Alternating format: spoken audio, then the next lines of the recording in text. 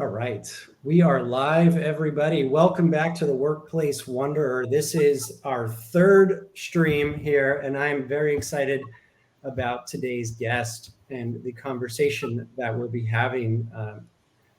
I will not go into anything too deep. I'm not going to talk about anything else because I really am interested in this conversation and I want to dive right in. So this is Dr. Enin Rudel. Doctor, you are an organizational psychologist. You are a professor at William James College. And I also have to credit you with probably being a big piece of why I was accepted to the program. So thank you. I appreciate all the insight you gave me. And for those of you who know or don't know, I'm starting William James College in August, doing their leadership psychology doctoral program. And Dr. Enin Rudel was somebody I reached out to almost relentlessly, trying to have a conversation with prior to starting and fully applying. And it was what he said about the program that really got me excited to join and motivated me to kind of tie that bow and start. So thank you and welcome. And I appreciate you coming on. You're very welcome. And it's an absolute pleasure to be here. I've been looking forward to this conversation for weeks. And once again, congratulations on your acceptance to William James College. I'm super excited for you. I'm excited too. And I'm excited to learn from you and then all of your peers and everybody who's there. I'm really excited about that program.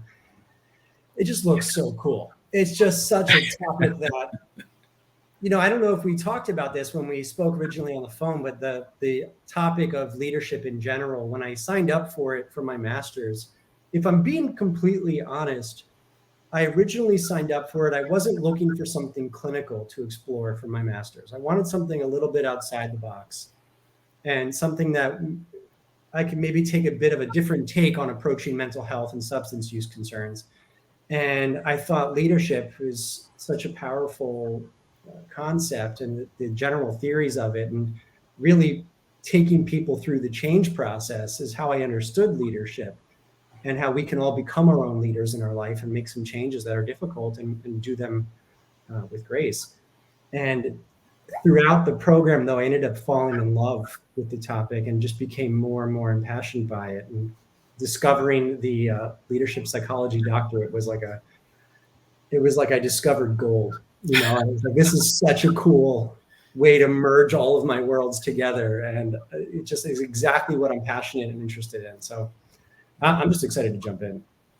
Absolutely. And I had very similar feelings when I stumbled onto the program. As you know, I spent a number of years as a therapist and as a clinician working in large hospital, settings, in private group practices. I viewed this as an opportunity to merge where I had been professionally with where I was hoping to go, right? And so taking all that I learned in terms of clinical competency and now framing it through an organizational lens, and sort of that marriage of those two, disciplines. It's just so cool. I'm having so much fun. I'm sure you are. I've had glimpses of it, and that's what kind of motivates me to keep wanting to move towards it. Yeah. And it's the idea of, if you're changing, let's say you're getting clean and sober, you've had a substance use disorder for a certain period of time, you're moving to get sober. Technically, you're making a systematic change because it requires a full family system to make changes, to put together new systems, kind of diagnose what the issues are within the family system, and then make some changes within that system and try to operate trial and error, figure out which systems are working now, which one's not. And so to me, this whole concept of bringing this now to organizations is really just doing the same process, just on a much larger scale. Absolutely. And to your point, that's how I viewed this transition. So for some, I remember early on, folks around me identifying it as a career change. I would grow to understand it's less of a career change and more of a shift in how I was practicing. So I went from diagnosing individuals and working with families to now diagnosing systems and working with organizations and helping them function optimally, right? Shining a light on strengths, but also helping to surface some areas that require um, further growth in development. That's just so cool. I'm so excited to jump in and learn more. And I know I've just basically, I've only seen the tip of the iceberg so far. So I'm really excited to get into this doctoral program and see where it leads. Yeah. So before we jump into today's conversation and topic, which is facing difficult conversations with grace, I do want to just comment, anybody who is here currently watching the LinkedIn Live, what we really appreciate is comments and questions throughout this entire process. The whole point of this is that although we are having this conversation here, we want to include everybody who's watching as well. So if you have questions or comments or things that are coming up for you, please don't be embarrassed or ashamed to comment them, and we'll see if we can get to each question and respond appropriately. So facing difficult conversations with grace, and obviously we're talking in the context of organizations and workplace, of how to have these difficult conversations with grace. We touched a little bit prior to going live on sort of the marriage and the work, the transition from the work you were doing prior of having difficult conversations and how that really prepared you to help teach people how to have these conversations in organizations. Could you touch a little bit more on that and kind of describe how your past career sort of prepared you for the ability to educate people on this topic?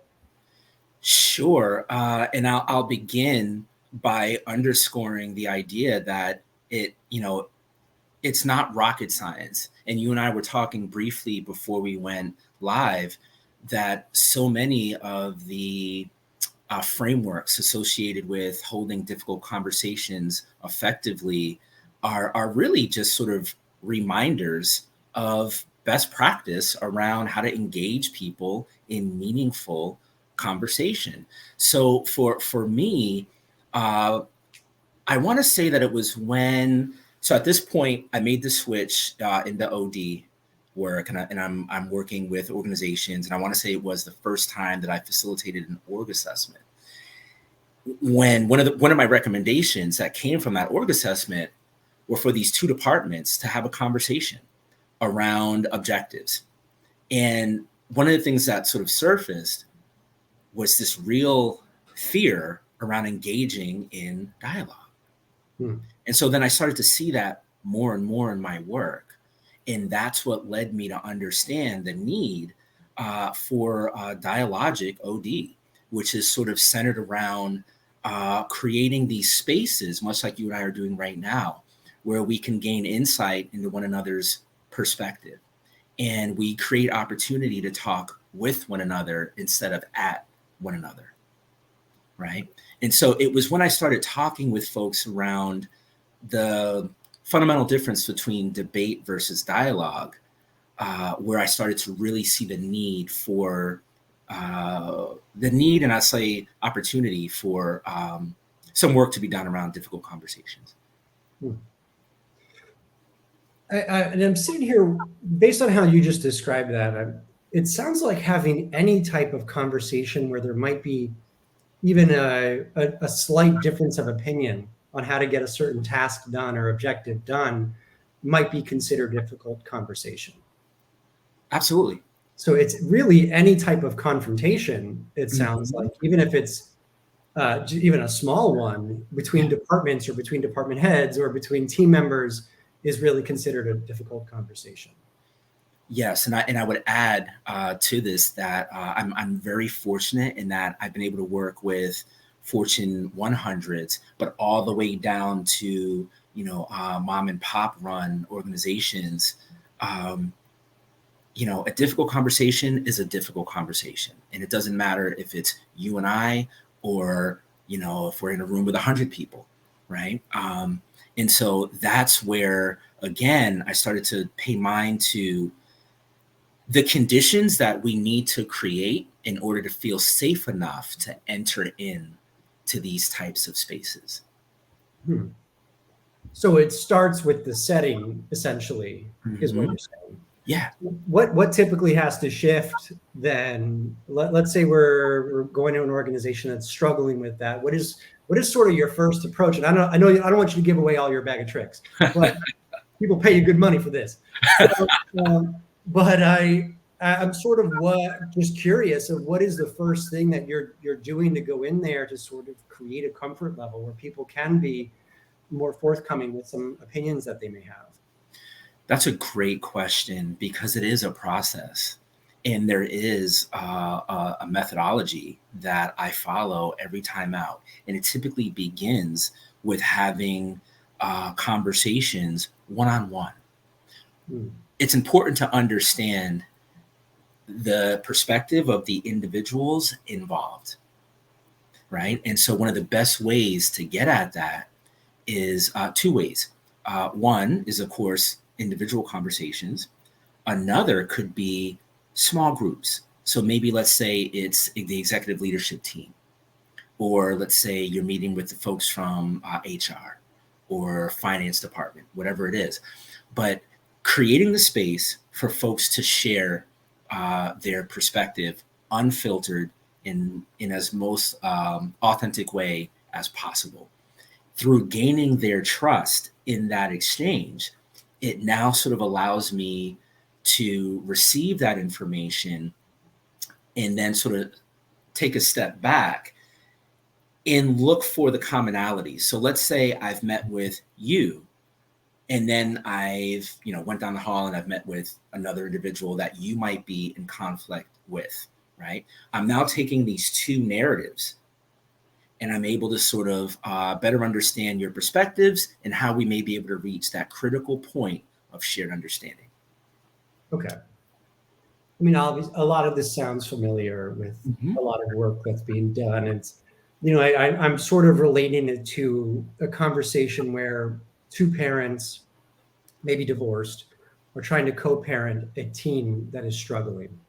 And while they are looking to sort of compete with each other of who can do the right thing and who can help their son or daughter, what they're not recognizing is that they're both motivated by the same thing, which is their child's health. So finding that common bond, that common value, essentially, and then aligning with that, and then working to find a resolution from there.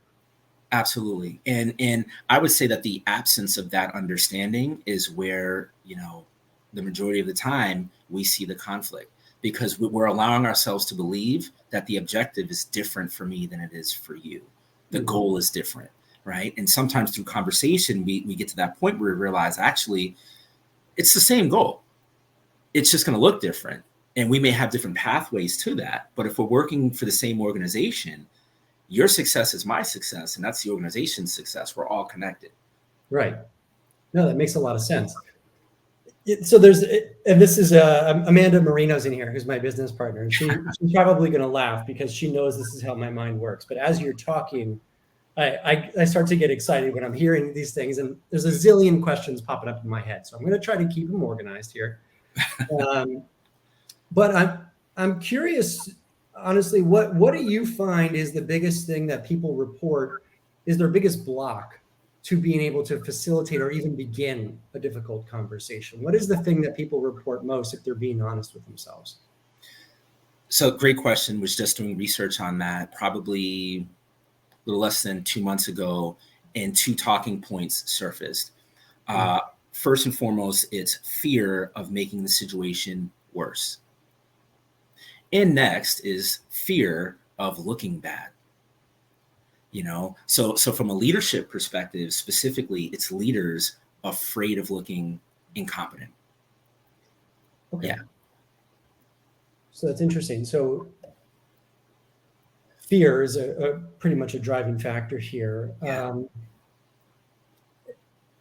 Speaking about myself, I am somebody who is probably good at facilitating difficult conversations amongst other people. I am not good at having them myself sometimes, depending on the situation. And a lot of the times, and I've spoken to a few other people, and a lot of the time people like me who are almost confrontation adverse, view difficult conversations as confrontation and almost anticipate an argument or anticipate a large emotional response. And because of that, we avoid them altogether. Now, I can say that I've gotten a lot better and I've learned how to manage them and I'm doing better with it, but it's still the anxiety of it leading up to it gives me a lot of pause. And I do struggle with that still at times. And I struggle with it afterwards too, wondering if I said the right things or did I hurt their feelings or can I disagree with somebody and not hurt their feelings? You know, all of those questions that come up. So I imagine that you probably experience a lot of that too, depending on the type of the organization and the people who are involved as people pleasers, I guess. I probably really struggle with this type of topic. Yeah, and I think one of the things that surfaced for me listening to you just now is the idea that there's an awful lot of self-work that often has to happen in order for us to get to that point where we can engage in that conversation, right? So first and foremost, it's wrapping our mind around how are we making meaning of the situation? And this is what I would help, this is what I help people do, right? So naming how they themselves are making meaning of the situation.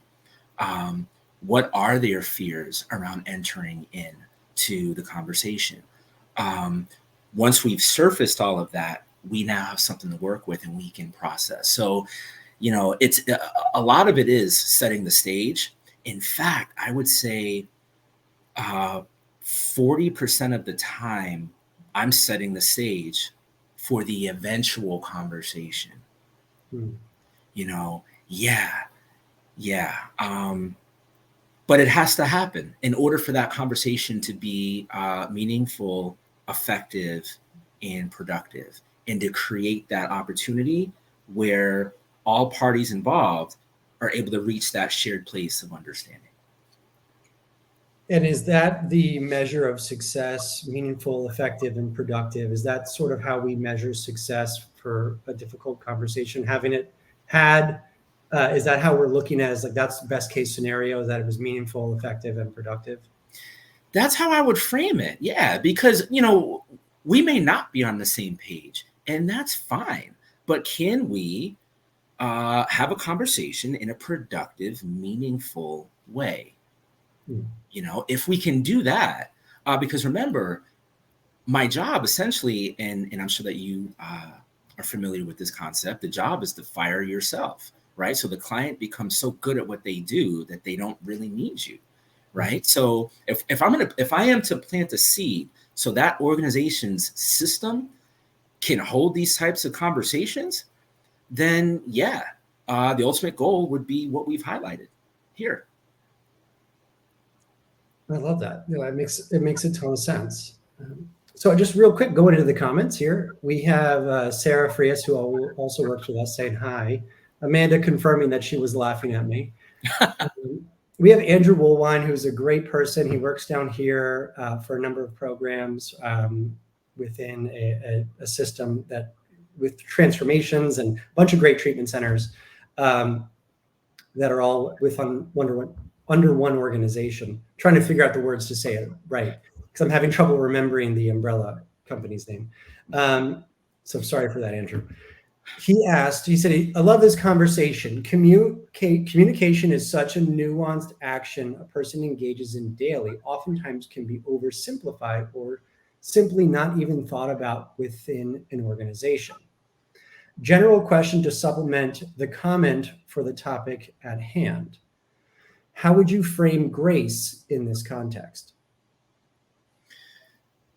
In this context, giving each other grace, what that looks like for me is holding a certain level of understanding that I may not say the right thing and you may not say the right thing, right? And it's sort of that emotional regulation piece where I'm giving myself license to say, okay, listen, some stuff may get said, right? But at the end of the day, as long as we sort of stay focused on what it is that we're here to accomplish in terms of building that bridge and understanding, it's all good.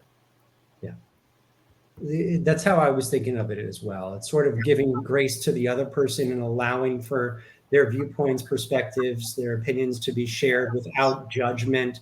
And then also giving ourselves grace in it. So not going in with the expectations we're going to say everything and do everything perfectly, that we're not going to offend the other person, that we're just going to do the best that we can, try to approach it with compassion and kindness, and being direct at the same time, and to hope for a positive resolution somewhere in the middle. Yeah, absolutely. Amanda said, Dr. Rudel, do you want to do some work with Next Level? You're a star. And Sarah said, I love that. And then Amanda commented again, at Next Level, we are team-centered to best serve our families and clients. Mental health in the workplace is something that Blake and I have been passionate about for a long time. So yeah, I agree. And I appreciate the team jumping on here. Yeah.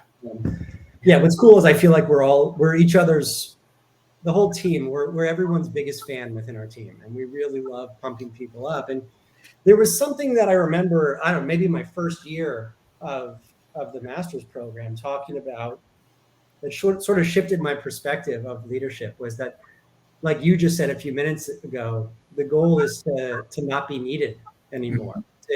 And I've always looked at our team and the people that we work with in the same way, as the goal is to replace myself. Yeah. And to build people up in a way that they feel confident and they are competent enough to step into my role and no longer need me. It means I did my job well. Yeah. So it's been a journey of trial and error trying to find that culture within Next Level, but I think we're doing okay at it. I'll give us a 7.3. So there's one type of difficult conversation that we've been discussing, which is really in terms of disagreement, or maybe trying to work towards a common goal, but having maybe a difference of opinions on how to approach that or how to solve a problem. What I'm curious about is that obviously there's varying degrees to difficult conversations, right? And there's more and more difficult conversations. And I'm wondering if you can maybe speak to that a little bit and give some examples of other difficult conversations that perhaps HR may have to have with a certain employee, and how to approach those types of situations. So I can think of a really difficult conversation that played out. I'm going back to last year. And it was organization. I want to say that they had maybe between 4,000 employees, right? The VP was having real issues with race and the organization's focus on diversity and inclusion. And it was causing some real challenges for the folks that reported directly to this individual. CEO needed to intervene. One of the challenges is this: that VP was like a lifelong friend of the CEO. CEO and VP didn't see eye to eye on the importance of the infusion of DE&I into org culture. So there's a lot there. And what I can say to you, and I had the privilege of serving as a consultant for the scenario I just laid out. It was like diffusing a bomb. I had to be really tactful, really strategic in sort of my approach, in who I spoke with and what we spoke about, what I did with that information. Now, it still is a difficult conversation is a difficult conversation, right? But here you had sort of like what made this so complex and like nuanced is the relationships involved, the tenure, the power differential. So like it was all there on display. Oh yeah. Yeah. And so that I am happy though to share that we were able to get that to a better place when I learned that for the VP, it was less about this individual's perspective on DE&I and more about this individual's fear of losing their job, being phased out, right? Hearing that that there was a need to hire more folks of color in leadership positions, this individual panicked a bit. I can share, VP, white male, panicked a bit. So what I'm getting at is this. Through the series of conversations that we actually uncovered, it was less about DE&I, right? And seemed to be more about job security. So with that understanding in mind, it became a whole other conversation, you know, which then required some additional steps to sort of navigate. But my point is that similar to my time as a therapist, a client would walk in and say, you know, this is my presenting issue, right? 3 or 4 sessions in, you realize, right, there's a deeper level to it. Dude, there's so much more. Yeah. Than what actually, you know what I mean? And so similarly, this scenario, the way that the communication played out, it created pathways for clarity and understanding. That's so interesting. And did the VP, was he aware of that fear that he had early on, or did it really take a lot of facilitation for him to recognize what was at the root of his pushing against the idea? Yeah. In all fairness, this guy had that aha moment during the process. You know, I was sitting with him in conversation, and it's something that he had never shared. He had never, because I don't think he could name it. I don't think he could, because we met a few times before that sort of truth bomb came out. We met like once or twice before that. Wow. Yeah. So it took a little while for him to recognize, but it really goes back to the same, even in the less complex, difficult conversations that we were talking about earlier. It was really, again, kind of getting to the root, finding the commonality between them and going a little bit deeper, and then being able to facilitate possible change or solution to what the issue was. Yeah. So it's really the same thing. It just kind of takes a little bit more time. Yes. And grace, I'd imagine. Mm-hmm. And that's really interesting. So ultimately, it's the same. It's just the more severe the difficult conversation is, or like the higher the emotions are that are involved, just the longer we have to be able to give it space and give it more time to have that conversation, essentially, and really dig a little bit deeper. Yeah, this is not. Sometimes people get frustrated with the process because it does take time. You know, and so what I find myself doing is managing clients' expectations around that. You know, do you want to check a box or do you want change? And that's kind of like, and I hate to say it like that, but I'm honestly, right? No, I agree, and I happen to have some strong feelings about that, actually. That I think, and I don't want to lump everybody in or generalize here, but I do feel a lot of the DEI initiatives that were put into place were really about checking a box and not creating change anyway. So, which is another larger systemic issue. But yes, I agree, and I understand what you're saying. There. Yeah.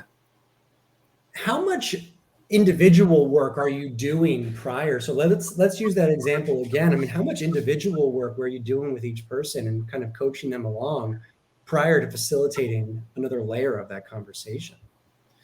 Yeah, so that was probably like a 3-month engagement, with the first month being a series of conversations. And because the folks I was meeting with were, executive level, C-suite folks, they didn't have a ton of time. So it was literally like, I'll meet with you this week, and then maybe we'll meet again, either next week or the week after, kind of thing. And so that slowed the process, because I had between meeting with the CEO, between meeting with the VP, between meeting with some of the direct reports of that VP, individually, that's where the time was spent initially. Because, again, leaning on my clinical background, before you can diagnose, you got to know what you're working with. Right.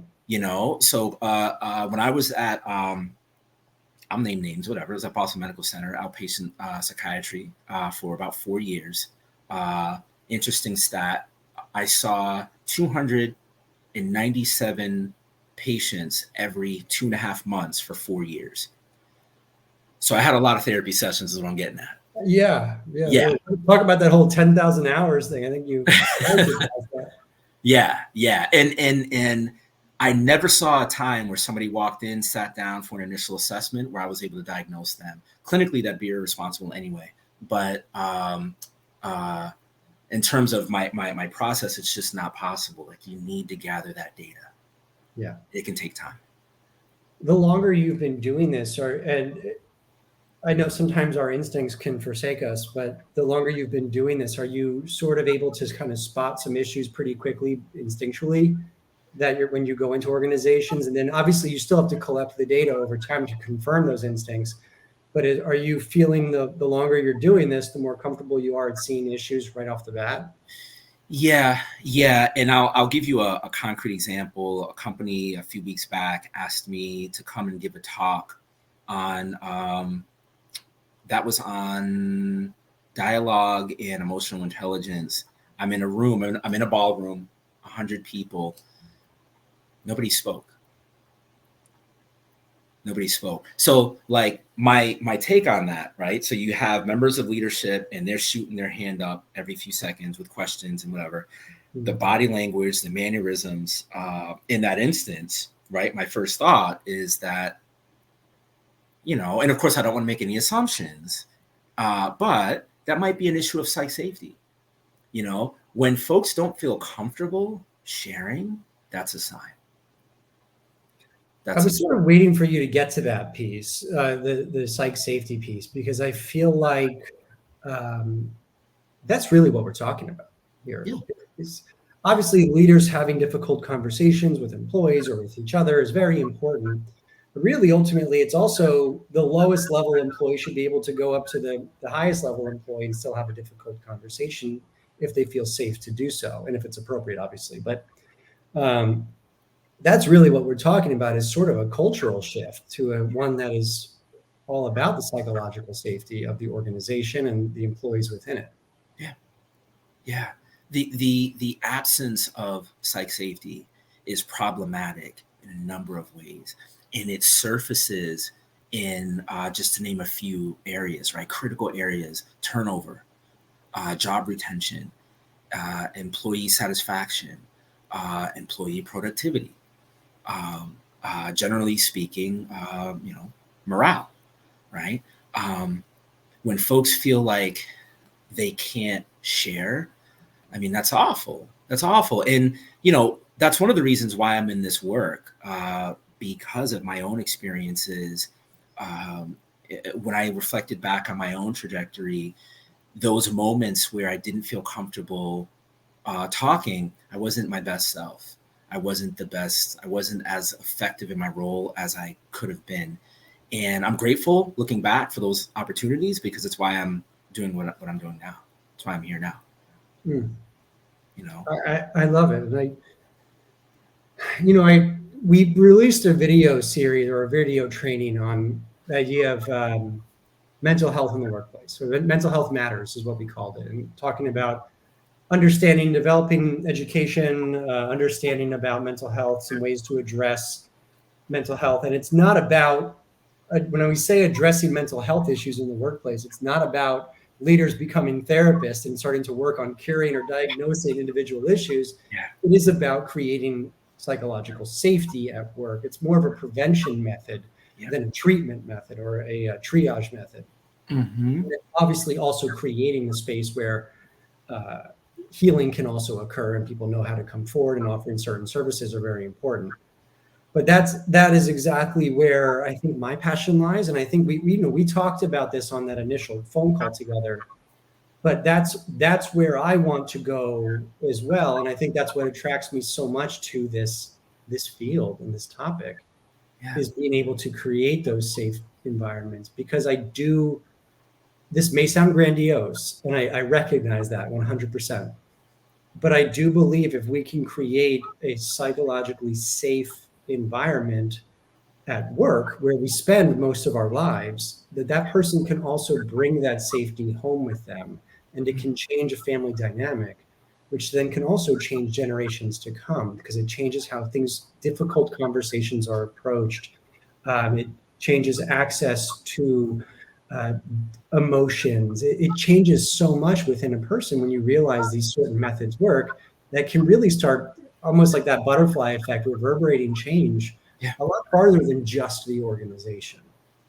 Absolutely. Absolutely. There's data to support what goes on for us physiologically when we're in what we deem to be uncomfortable workplace environments or difficult workplace environments. It affects us. It affects your sleep, your eating patterns, how you show up in your relationships outside of work.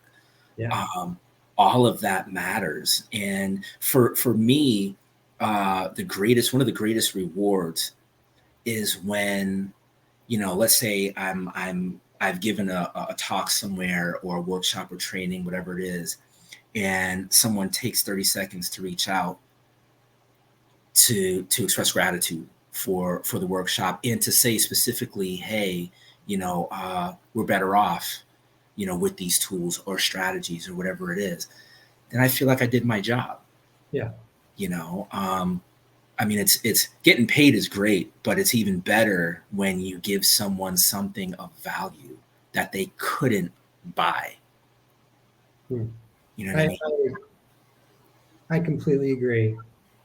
And it's, on one hand, it's what the culture and our society needs the most, are those deep rooted changes, that stuff that you can't buy, the intangibles. Yeah. And it's also what we're fighting against the most at the same time, is sort of that people wanting the instant gratification, the quick fix to a lot of these problems. And what this actually requires is some sort of deep rooted work that we all have to do to make an organization Yeah. psychologically safe for our employees, and make people comfortable around us. Mhm. So, a Nicole Rudel, is there a relation there? Commented? Yeah, it No. could be cousin. Let's break out the DNA test. Bring it Uh, out.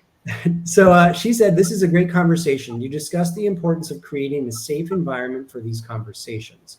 I'm curious about your thoughts on the need for bravery and how to help people to embrace this concept, even when steps have been taken to create psychological safety. I hope this makes sense."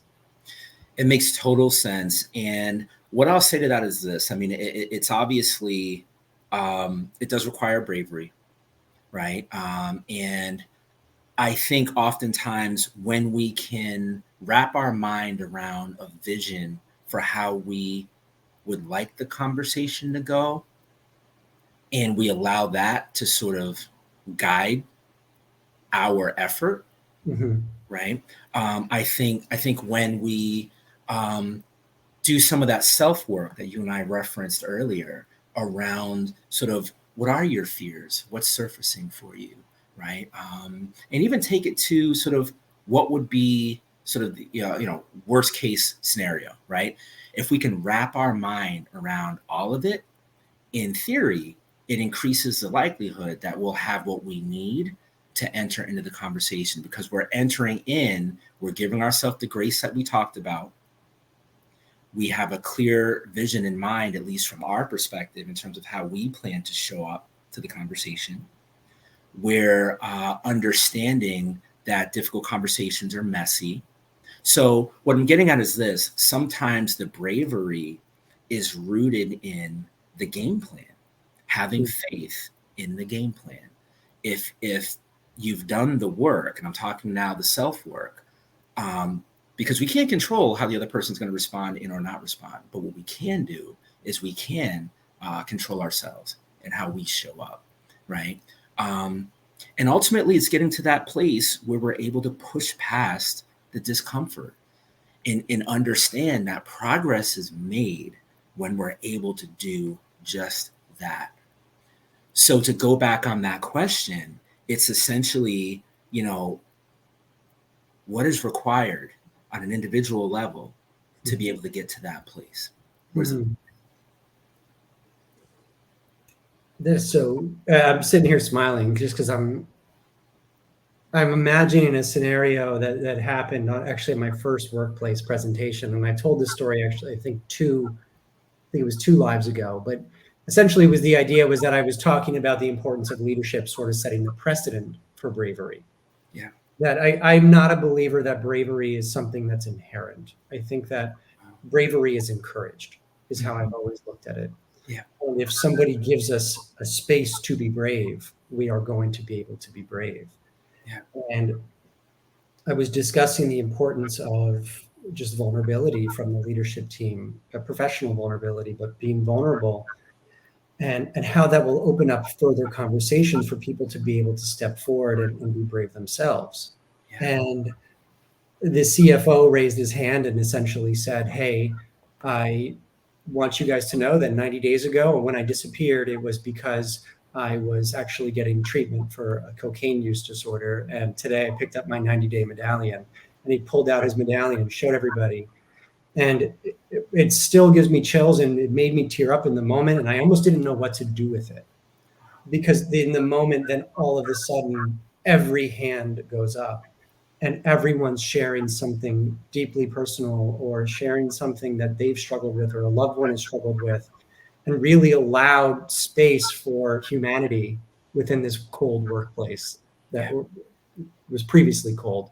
Yeah. And it was this beautiful shift. And you talked about the getting the notes or the messages afterwards, after you've done a presentation. And it was just this like gift that kept on giving for me. And really it was my first motivating factor of why I wanted to focus on this type of work, was how I just kept getting email after email from HR saying, hey, just wanted you to know that somebody else just had addressed an issue that they were really struggling with. Someone else just came forward.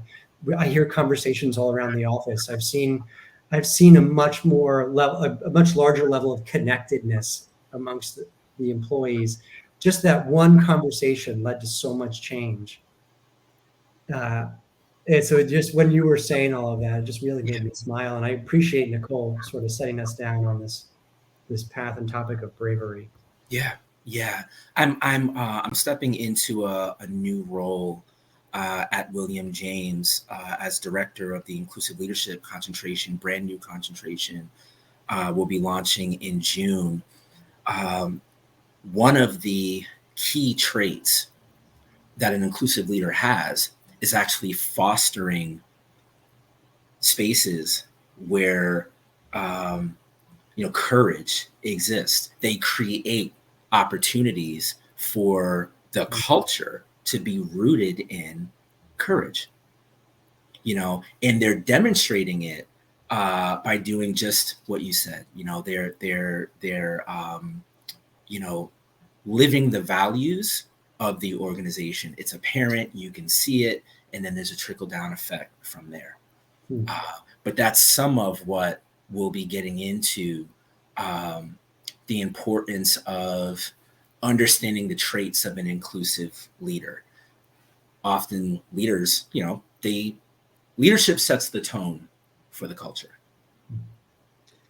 I completely agree. I was watching a Simon Sinek video the other day he posted, and he was talking about this very topic, and was saying that if this was 1980 or in the 1970s, he would have been laughed out of the room if he was having this conversation, because nobody would have talked about this. So it's exciting that we're finally moving away from that archaic workplace structure of like, I'm the boss, you do what I say, shut up, check your emotions, check your whole life at the door when you get here, be a robot, do the work you've been hired for, and move on, and deal with your shit at home.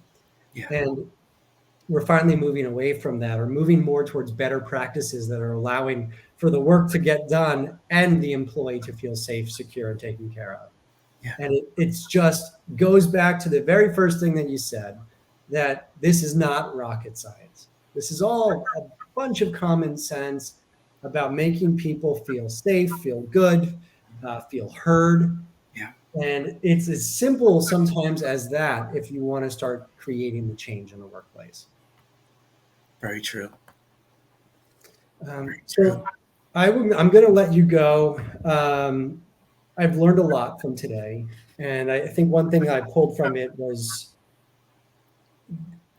I kept hearing, and you didn't specifically say it, but I think you were insinuating towards it, is the importance of listening to others and having empathy throughout these difficult conversations, and giving space for other people's opinions, and to not be offended by them, but to be able to absorb them and see the world from their eyes before approaching these difficult conversations, and developing an understanding of that core value of what are we both trying to achieve. Yeah. And that was just this is such a beautiful conversation. So this wasn't difficult at all. This was great. Not at all. Not at all. And I'll offer up this thought, right? 6 tips for holding difficult conversations. Evaluate where you are mentally and emotionally, right? A successful outcome depends on 2 things: how you are and what you say. 2, acknowledge emotional energy, both yours and the energy of the other person. 3, know and return to your purpose at difficult moments. One of us has to be able to say, wait, hold up, we've went off track, right? Okay. 4, don't take verbal attacks personally. 5, don't assume that folks can see things from your point of view. And lastly, mentally practice the conversation first. I always encourage people, boil your talking points down to 3 or 4 bullet points, right? Nobody likes feeling like they're being lectured or sort of talked at, right? That increases the likelihood that the conversation will be effective. The last point I'll make, dialogue. I view dialogue as an equation. If information is being relayed, that information is also being received. That being said, active and reflective listening are extremely important. We have to be listening to the information we're receiving, and not so we can prove a point. I'm not listening to you so when you stop talking, I can jump in. No, I'm listening to you because I generally want to gain insight into your perspective. And with that, Blake, thank you so much, man. I appreciated it. Awesome conversation, and best of luck to you in your new journey. I appreciate it. I'm excited. I'll be seeing you fairly soon in person, I imagine. Absolutely. Looking forward to it. Anything you want to shout out on here? Any websites? How can people find you? You know what? I wish I had a website. I do not, but I am on LinkedIn, and I would welcome the opportunity to connect with any of your viewers via LinkedIn. Awesome. Okay. Check him out on LinkedIn, Dr. Enin Rudel. Thank you so much for coming on, and I'm glad that you were a guest on this. I think we've all learned a lot from today's discussion. So I really do appreciate this conversation. So thank you. It's my pleasure. Thank you. Bye, everybody.